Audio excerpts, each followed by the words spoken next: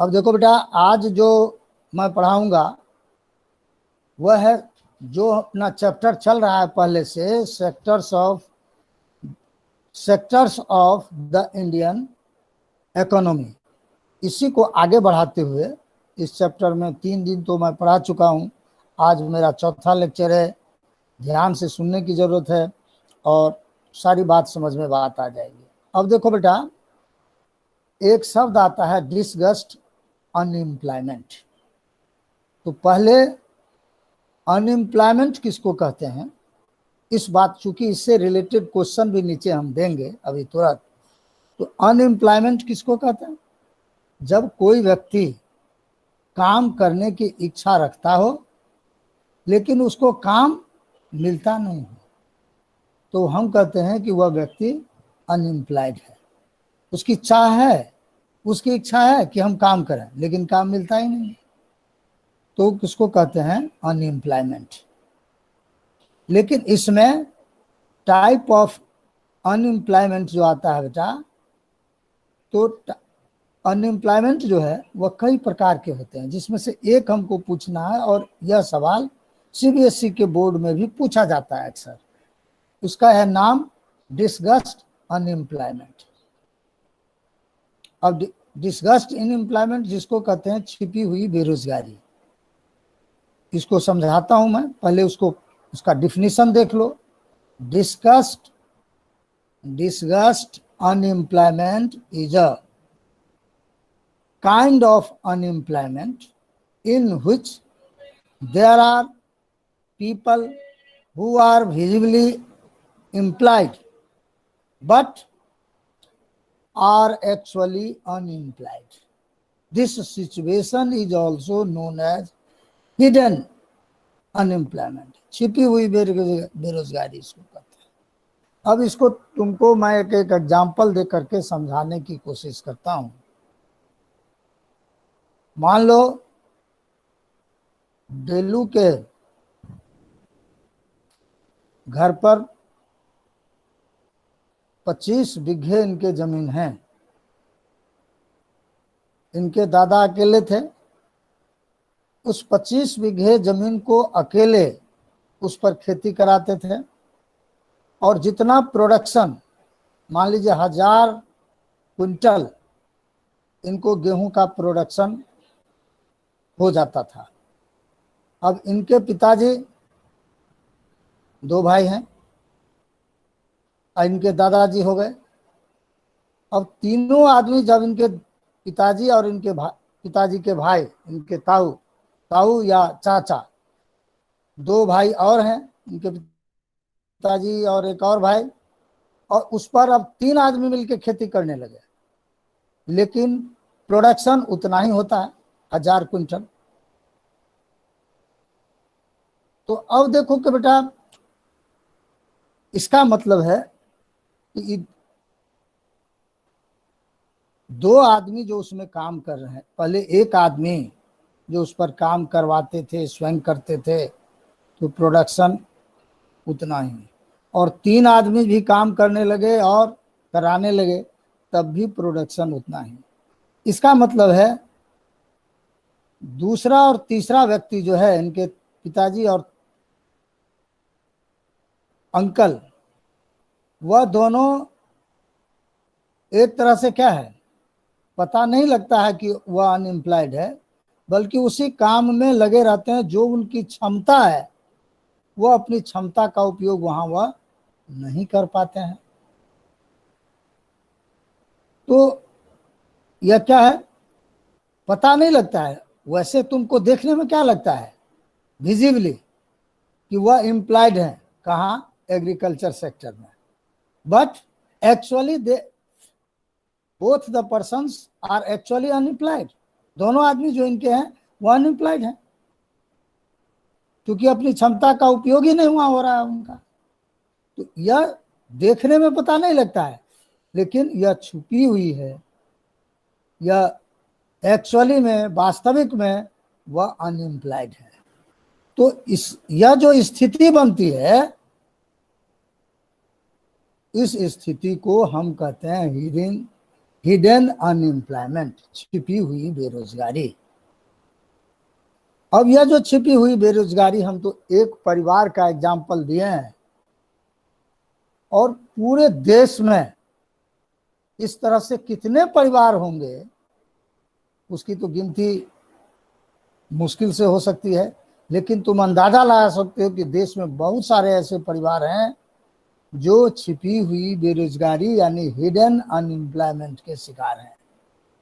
उनको लगता रहता है कि मैं एम्प्लॉयड हूं, लेकिन रियल में वह अनएम्प्लॉयड है। मैं समझता हूं अब सबको समझ में बात आ गई। बेटा आगे बढ़ूं? Yes sir. Yes sir. डेलू समझ में बात आ गई? डेलू यस समझ में सर। बात आ गई ना बेटा? तो इस तरह का गांव में देखते हो कि नहीं? इस तरह के लोग मिलते हैं कि नहीं मिलते हैं? इस तरह के गांव में जहां खेती का काम होता है, देखोगे इस तरह के बहुत सारे लोग इसमें लगे हुए हैं। इसका मतलब हुआ है पूरे देश में नंबर ऑफ पीपल, बहुत सारे लोग हैं जो इस छिपी हुई बेरोजगारी में फंसे हुए हैं। अब हम आगे बढ़ते हैं। अब है अभी जो मैंने बताया डिसगस्ट एम्प्लॉयमेंट।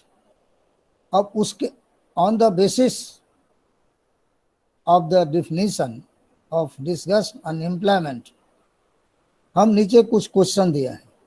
उस क्वेश्चन में से तुमको पता लगाना है करेक्ट आंसर को। मल्टीपल चॉइस क्वेश्चन है। पहला है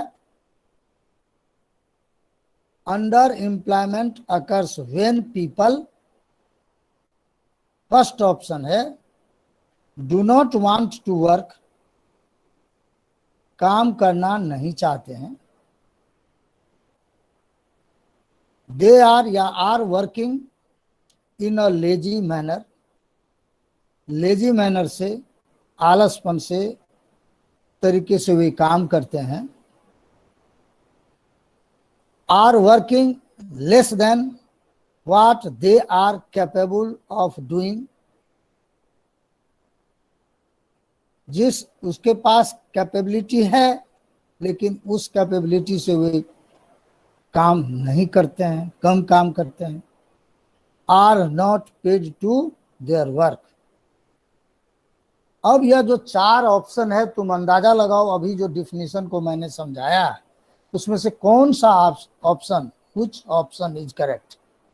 third sir option 3। Third sir third. बिल्कुल बिल्कुल सही है। सही ऑप्शन में सर देखो, ऑप्शन थर्ड। ऑप्शन थर्ड सही है। उसका आंसर भी देखो मैं बना के रखता हूं।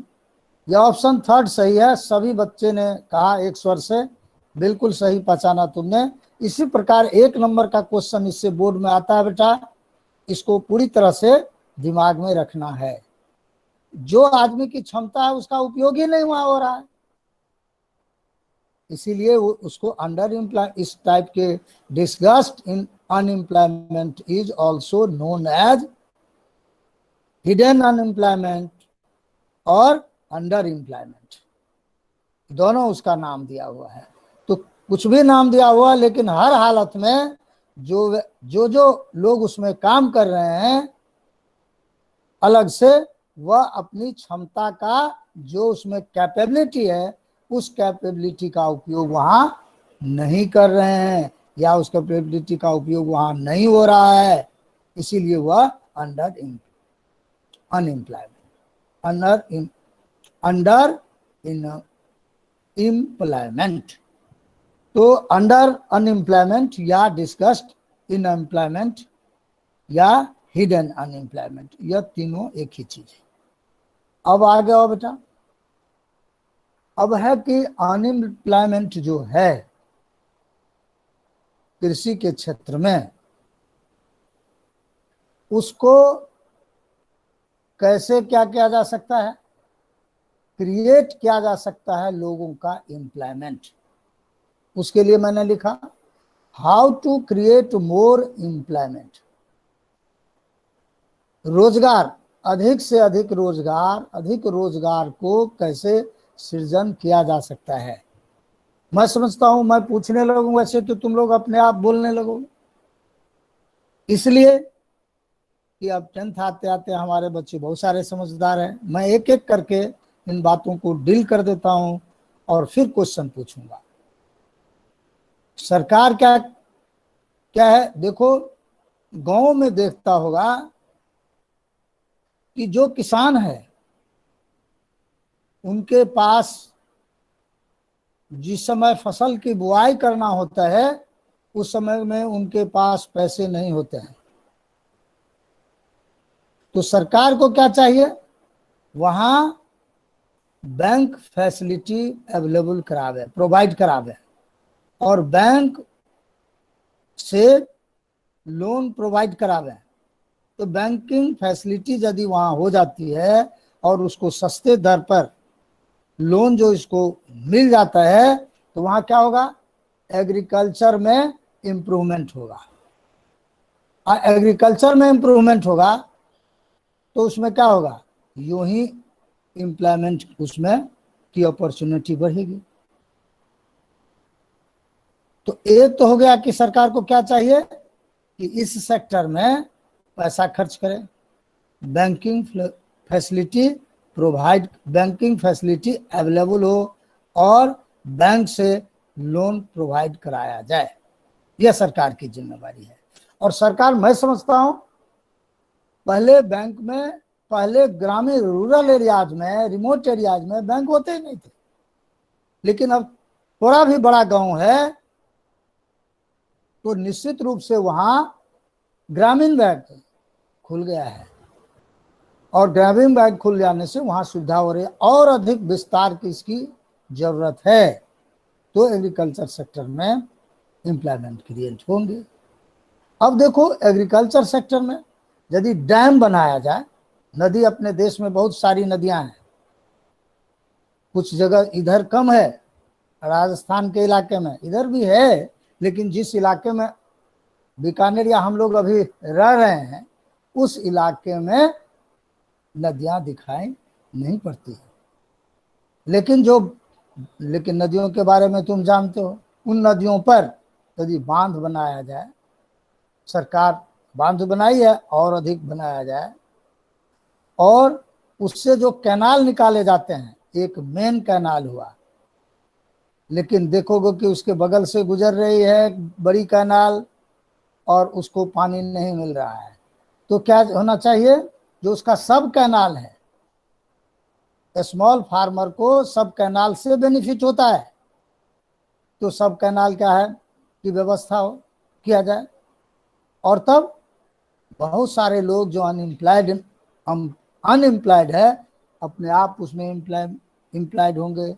मान लो जो नहर के देखभाल करने के लिए कुछ कर्मचारी नियुक्त होंगे, उसको मेंटेन करने के लिए मजदूर उसमें चाहिए, कुछ ना कुछ उससे क्या हो जाएगा, एम्प्लॉयमेंट बढ़ेंगे।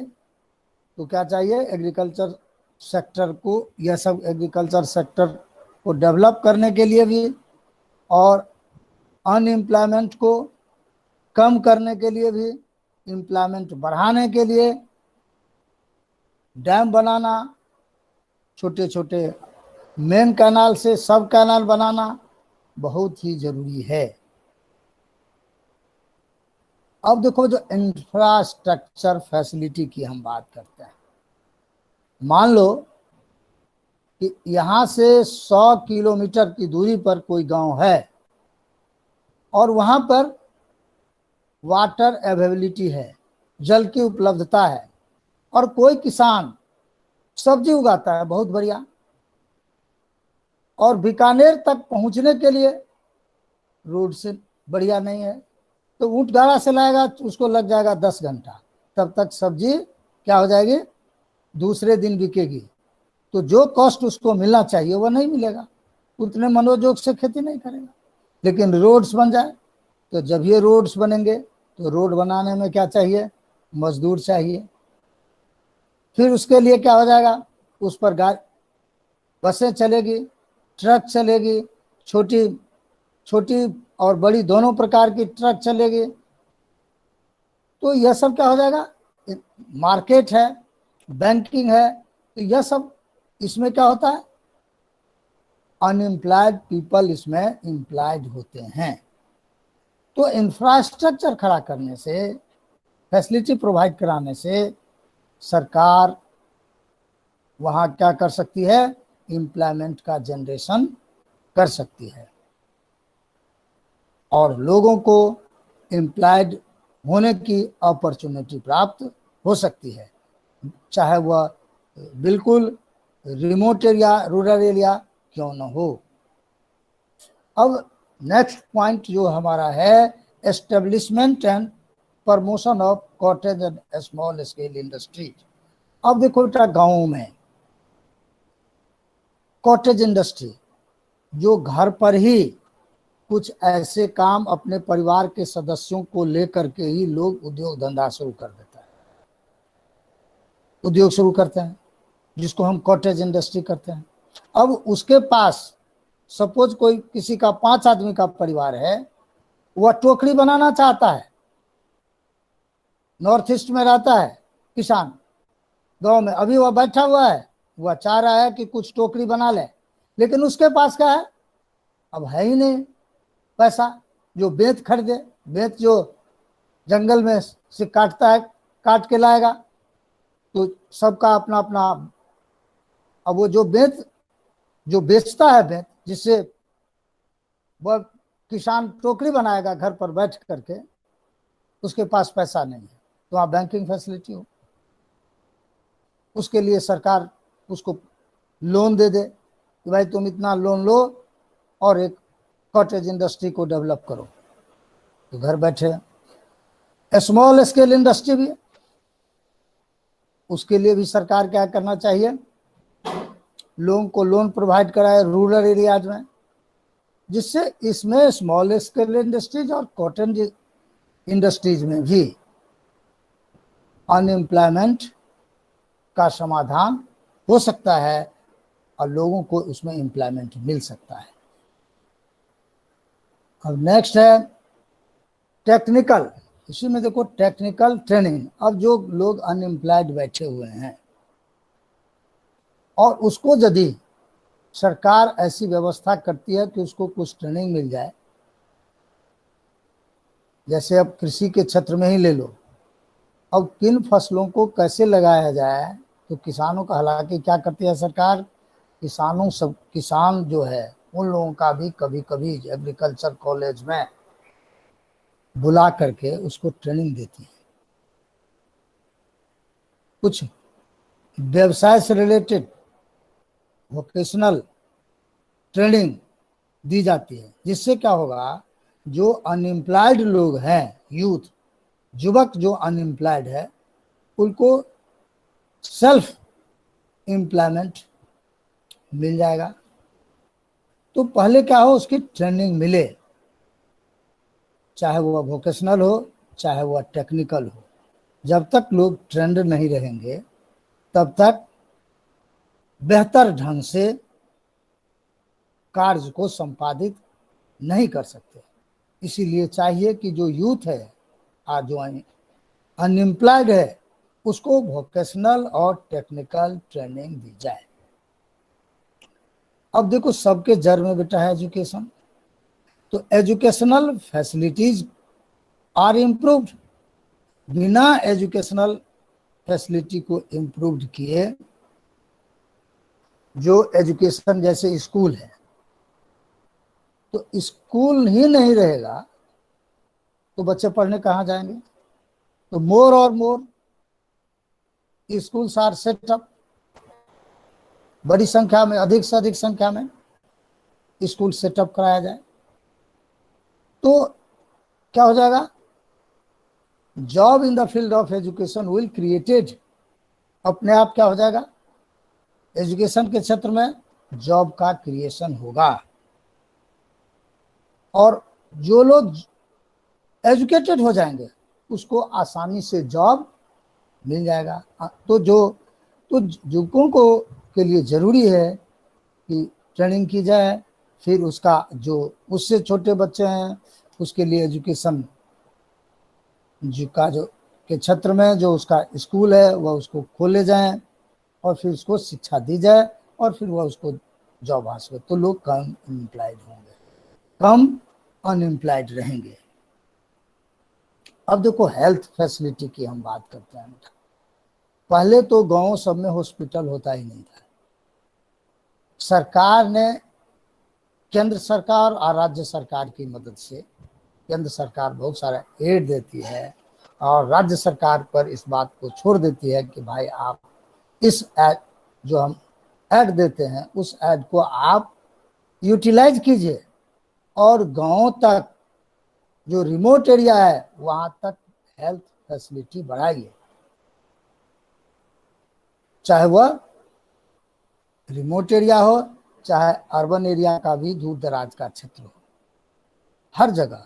तो जब जब ये फैसिलिटी बढ़ेगी, नंबर ऑफ हॉस्पिटल्स बढ़ेंगे, नंबर ऑफ बड़े और छोटे दोनों प्रकार के हॉस्पिटल की बात मैं कर रहा हूँ, है ना।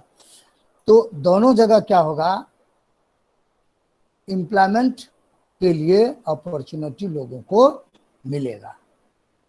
टूरिज्म है, टूरिज्म को प्रमोशन मिले, टूरिज्म को जो प्रमोशन मिलता है तब क्या होगा, बिजनेस उसमें जनरेट होता है। जिस इलाका, मान लीजिए कोई बीकानेर क्या है, तुम लोगों ने देखा होगा, बीकानेर मान लीजिए किला है, उस किला को देखने के लिए न केवल अपने देश के, जब गर्मी के महीना में तो तुमको कम दिखाई पड़ेगा फॉरेनर्स, लेकिन यदि शाम के समय में दिसंबर जनवरी फरवरी तक यदि तुम जूनागढ़ के किला के पास चले जाते हो शाम में, तो तुमको बहुत सारी बसें दिखाई पड़ेगी।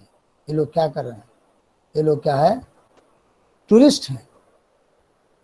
तो इससे क्या होता है, वे पैसा लेकर के आते हैं, होटल में रुकते हैं, तो जो होटल का बिजनेस चलता है, ट्रांसपोर्टेशन फैसिलिटी, ट्रांसपोर्ट में लोग लगे हुए हैं। तो इस तरह से एक छोटा, एक यहाँ का मैं कह रहा हूँ, पूरे भारतवर्ष के स्तर पर भी हम यदि इसको कहते हैं टूरिज्म को डेवलप है, तो स्वाभाविक बात है उससे क्या होगा, बहुत सारे लोगों को उसमें एम्प्लॉयमेंट मिलेगा। अब यहाँ मैं कुछ चित्र पहले तुमको दिखाता हूँ। महिलाएं और एक पुरुष तुमको दिखाई दे रहे हैं। Yes sir. यस ये क्या सर। कर रहे हैं, ये क्या कर रहे हैं बेटा, सर मजदूरी कर रहे हैं। मजदूरी कर रहे हैं। मजदूरी कर रहे हैं। वह मिट्टी खोद रहे हैं, खोद रही है महिला, और वो जैन पुरुष भी जो है वह भी मिट्टी निकाल रहा है। और अब देखो ये क्या कर रहे हैं, सर लेके जा रहे हैं मिट्टी। मिट्टी लेके जा रहे हैं। इस तरह का कार्य होते तुम लोगों ने देखा है। Yes sir. हाँ, और यदि जिस बच्चे ने नहीं देखा है तो जब गांव जाते हो या बीकानेर में भी यह तुमको बहुत सारी जगहों पर मिल जाएगा, थोड़ा सा शहर से दूर जाओ तब देखो, बीकानेर में एक सागर गांव है, देख रहा है, वहाँ महाराजाओं की मरने के बाद जो मंदिर बना हुआ है, जिसको छतरी की यहाँ के लैंग्वेज में बोलते हैं, उसके बगल में तालाब है, बड़े बड़े तालाब सब है। तो सरकार क्या की है, यह महिलाएं इसी तरह से उसमें से मिट्टी काट के बाहर निकालती है तालाब में से, और जहां पर गहरा भाग है वहां पर डालती है, ऊपर लाती है। तो यह ऐसे नहीं डाल रही है, इसको इसके बदले पैसा मिलता है। और जब भारत में देखो बेटा, एक से एक थिंकर, सोचने वाले लोग, गरीबों के माने अनएम्प्लॉयमेंट को सॉल्व करने के लिए बहुत सारे तरीके ढूंढते रहते हैं।